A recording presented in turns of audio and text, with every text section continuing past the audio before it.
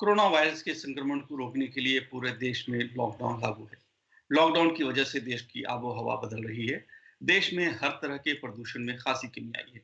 शहरों की हवा की गुणवत्ता अच्छी और संतोषजनक श्रेणी में आ चुकी है। नमस्कार, 10 अवार्ड टीवी में आप तमाम दर्शकों का स्वागत है। मैं हूं अब्बास सैयद। आज इसी विषय पर बात करने के लिए हमारे साथ हैं अभय मिश्रा। आप जाने-माने पर्यावरणविद और लेखक पत्र के साथ-साथ पत्रकार भी हैं। अभय जी, केंद्रीय प्रदूषण नियंत्रण बोर्ड की रिपोर्ट के मुताबिक लॉकडाउन के कारण गंगा समेत दूसरी नदियों का जल फिर से निर्मल होने लगा है। गंगा का पानी 36 निगरानी सेंटर में से 27 जगह का पानी नहाने योग्य हो गया है, यानी गंगा साफ हो रही है। क्या है आपकी प्रतिक्रिया? हाँ, ये खबर आई है कि गंगा का पानी कई जगह नहाने योग्य हो गया है।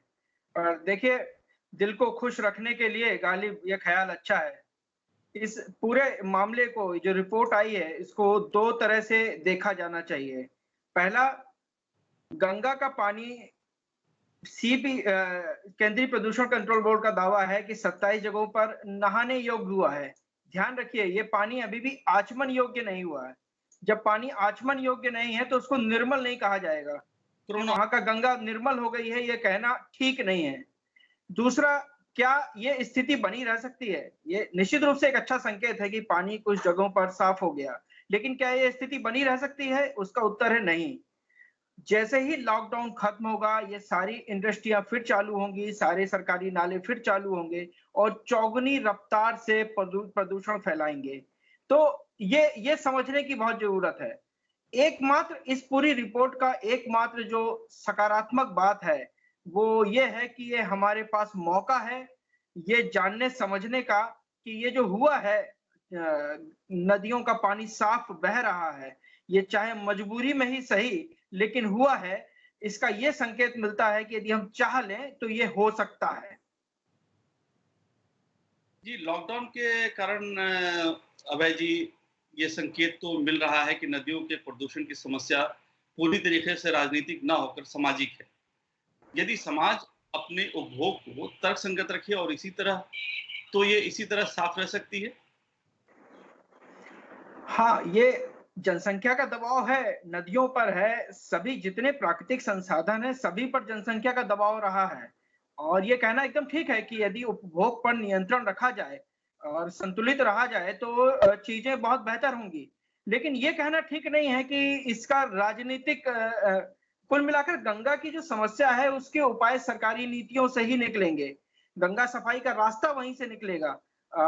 इस समय ये मौका है कि सरकारों को जो है अपने जो सरकारी नाले हैं, सीवेज, उनको हटाने की कोशिश करनी चाहिए। समाज अपने उपभोग को नियंत्रित कर ले, ये सोचना ठीक है। लेकिन जैसे मैं आपको कानपुर का एक उदाहरण दूं, कानपुर में कई इंडस्ट्रीज हैं जो पॉल्यूशन फैलाती हैं, हर तरह की इंडस्ट्री हैं। लेकिन उसके साथ-साथ कानपुर में सरकारी सेटअप, सरकारी नाले भी हैं, जो कि पॉल्यूशन फैलाते हैं। और इन सब चीज़ों का रास्ता सरकारी नीतियों से ही निकलेगा कि वे एक सही दिशा में उस पर कदम आगे बढ़ाया जाए। और प्रकृति ने हमको ये बताया है कि यही एक तरीका है कि उसको साफ किया जा सकता है। तो बिल्कुल उपभोग पर नियंत्रण रखना और चीज़ों से सख्ती से निपटना, ये दोनों चीज़ें बहुत ज़रूरी हैं। अबे जी, लॉकडाउन की स्थिति हमेशा तो बनी नहीं रह सकती, लेकिन नदी की स्वच्छता की ये स्थिति बनी रहे, इसके लिए क्या किया जाना चाहिए? ये बहुत महत्वपूर्ण सवाल है कि ये स्थिति बनी कैसे रहेगी? कि 2 तरह की चीज़ें हैं। एक तो इस समय हमारे पास ये मौका है साफ तौर पर कि हम ये जान लें कि वास्तव में इंडस्ट्रियल पॉल्यूशन जो औद्योगिक कचरा होता है, वो कितना नदियों में आता है। क्योंकि अभी तक तो जितनी एजेंसी इस पर काम कर रही हैं, सभी के पास एक मत वाले डाटा ही नहीं है। सभी के आंकड़े अलग-अलग हैं। ये एक मौका दिया हुआ है सीपीसीबी को और दूसरी एजेंसी को कि वो ये समझ लें कि वास्तव में कितना पॉल्यूशन इस तरफ से आता है। हम इसे जान पाएँगे तो इसको लेकर एक सही सही कदम उठा पाएँगे। दूसरी महत्वपूर्ण बात कि ये स्थिति बनी रहे, इस समय देश में बिजली की माँग काफ़ी कम हुई है, 25% तक बिजली की डिमांड घटी है। और ये एक अच्छा मौका है कि हम यदि हाइड्रो पावर से, डैम से पानी को रिलीज़ करें और एक मिनिमम इकोलॉजिकल फ्लो नदियों पर जाने दें, तो इसका असर अगले कई महीनों तक नजर आएगा लॉकडाउन खत्म होने के बाद भी। और ये दोनों ही ऐसी स्थिति है जिनको इस समय किया जा सकता है, बिना किसी अतिरिक्त दबाव के इस काम को किया जा सकता है। अवध जी, गंगा की अगर बात करें खास के, तो गंगा 11 राज्यों से होकर गुजरती है और देश की 40% से ज्यादा की आबादी गंगा के किनारों पर बसती है। पानी की गुणवत्ता में सुधार होने से लोग तो बहुत खुश हैं, लेकिन वन्य जीव और मछलियों पर इसका किस तरह का असर देखने को मिलेगा या मिल रहा है? देखिए, पानी की गुणवत्ता थोड़ा-सा दूर की कौड़ी है अभी कहना नदियों के मामले में। तो ये सारी चीज़ें बहुत ब्लैक एंड व्हाइट नहीं है, सब कुछ एक-दूसरे से जुड़ा हुआ है। और वन्य जीव और मछलियों की जो आप बात कर रहे हैं, वो जानना बड़ा ज़रूरी है। मैं सबसे पहले डॉल्फिन की बात आपको बताता हूँ कि गंगा में या गंगा की सहायक नदियों में डॉल्फिन का पाया जाना ये संकेत है कि नदी में बहुत सी संभावनाएँ बाकी हैं। एक फूड चेन होता है नदी का, नदी के फूड चेन में डॉल्फिन टॉप पर पाई जाती है। यदि डॉल्फिन मौजूद है, इसका मतलब वो पूरी इकोलॉजी मौजूद है, वो बची रहेगी। 1967-68 तक दिल्ली की यमुना में भी ये डॉल्फिन हुआ करती थी। वो धीरे-धीरे सभी जगह से खत्म हुई है।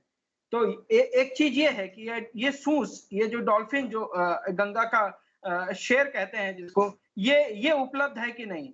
और पानी के बढ़ने से पानी की गुणवत्ता बेहतर होने से इनकी संख्या ज़रूर बढ़ेगी जो करीब 2000 के आस-पास ही रह गई है, गंगा और सारी ट्रिब्यूटरीज़ में मिलाकर।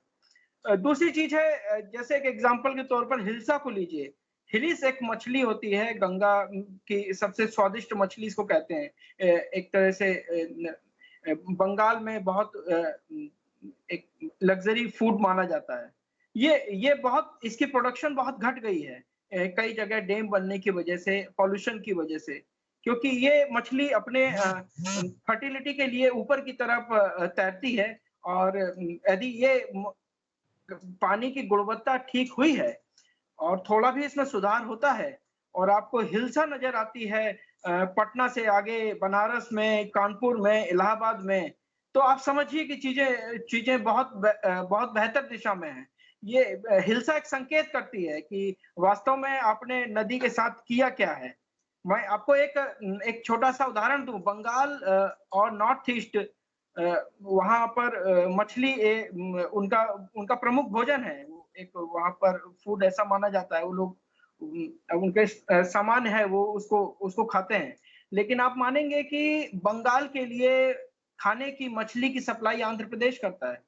बंगाल की अपनी नदियों के पास मछलियाँ बची नहीं हैं और उसका कारण यही है कि हमने उस पर इतना ज़्यादा सीवेज डाला है, इतना ज़्यादा इंडस्ट्रियल वेस्टेज डाला है कि वो बच नहीं पाई हैं।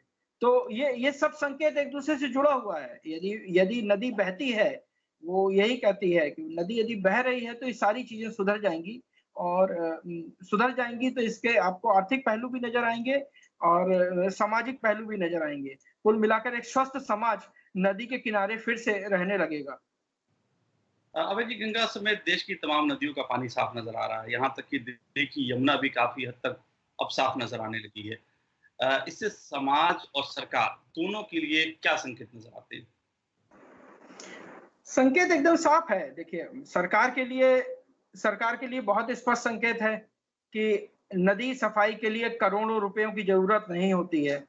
नदी खुद को साफ कर लेती है, उसको थोड़ा-सा अविरलता दीजिए, थोड़ा-सा बहने दीजिए। दूसरा संकेत है सरकार के लिए कि जो औद्योगिक परिशिष्ट है, जो औद्योगिक कचरा है ये बहुत बड़ा इसका इसका बहुत बड़ा फ़ीसद है इसका नदियों के को खराब करने में। इस पर सख्ती से कंट्रोल करें और समाज के लिए संदेश बहुत सहज है कि पिछले 2 हफ्ते से पूरा देश लॉकडाउन में रह रहा है। हम बिना लग्ज़री के, बिना शौक के न्यूनतम संसाधनों में रह रहे हैं और प्रकृति यही कहती है कि जितनी ज़रूरत है, उतना उससे ले लीजिए क्योंकि लालच की तो कोई कोई सीमा नहीं है और वही बचेगा जिसके पास जो प्रकृति के साथ सामंजस्य बिठा पाएगा कुल मिलाकर के एक ये संकेत बहुत स्पष्ट तौर पर है कि क्या हम भविष्य में इस लॉकडाउन के दौर में गंगा सफाई के जो संकेत मिले हैं इस दौर में, क्या हम ये वक्त आ गया है कि हम इस पर विचार करें कि पर्यावरणीय लॉकडाउन की जरूरत है देश को? क्या हम महीने में 1 या 2 दिन ऐसा हो सकता है कि हम पर्यावरणीय लॉकडाउन घोषित करें कि हम उस दिन नदियों के पास नहीं जाएंगे, उनको छोड़ देंगे, उनको बहने देंगे, उस दिन हम इंडस्ट्रियल वेस्टेज कुछ भी नहीं डालेंगे। 2 महीने में 1 या 2 दिन ऐसा कर सकते हैं क्या कि किसी तरह का सीवेज, किसी तरह की गंदगी नहीं डाली जाएगी? यदि हम ये कर सकते हैं तो हम ये संकेत एक एक प्रकृति के साथ सामंजस्य का एक बहुत अच्छा संकेत जाएगा और जो नदियों के लिए क्या हमारे लिए मानव मानव जाति के लिए ये एक बड़ा कदम होगा। अबे जी, हमने उत्तर भारत की तो बात की, दक्षिण भारत में नदियों की क्या स्थिति है? क्या इस लॉकडाउन से उन नदियों के अविरल प्रवाह को भी गति मिली है? वहाँ उस नदियों का जल निर्मल हुआ है? और दक्षिण भारत में अगर नदियों की बात करें तो बहुत सारी ऐसी नदियां हैं, गोदावरी, कावेरी, कृष्णा। तो इन नदियों को किस तरीके का फायदा आने वाले भविष्य में मिल सकता है? देखिए, जो स्थिति नॉर्थ में है वही साउथ में है। नदियों का पानी वहाँ भी नहाने योग्य हुआ है, बेहतर हुआ है। लेकिन दक्षिण की नदियों की समस्या थोड़ी अलग है। वहाँ पर सिंचाई के लिए निर्भरता अत्यधिक है। इतनी ज़्यादा है कि जब कई राज्य मिलकर कावेरी के पानी को आपस में बाँटते हैं, तो वो ये भूल जाते हैं कि नदी के पानी में नदी का अपना भी हक होता है। और हर जगह हम ये गलती करते आते हैं, जब नदी के पानी को बाँटते हैं, तो हम आपस में बाँट लेते हैं, नदी को उसका हिस्सा नहीं देते। और इस समय कावेरी हो, गोदावरी हो, कृष्णा हो, ये नदियाँ इसलिए अठखेलियाँ कर पा रही हैं, क्योंकि उनको उनके हिस्से का पानी मिल रहा है। अबे जी, इस तमाम जानकारी के लिए आपका तहे दिल से शुक्रिया। तो ये थे हमारे पर्यावरणविद, जाने-माने लेखक और पत्रकार अभय मिश्रा जी, जिन्होंने हमें इस लॉकडाउन के फ़ायदों को भी अच्छी तरीके से समझाया। अभय जी, हमारे इस शो में शामिल होने के लिए आपका बहुत धन्यवाद। फिलहाल इस शो में इतना ही। हम किसी नए विषय के साथ जल्द आपसे मिलेंगे। तब तक के लिए दीजिए इजाज़त। आप देखते रहिए राजसभा टीवी। नमस्कार।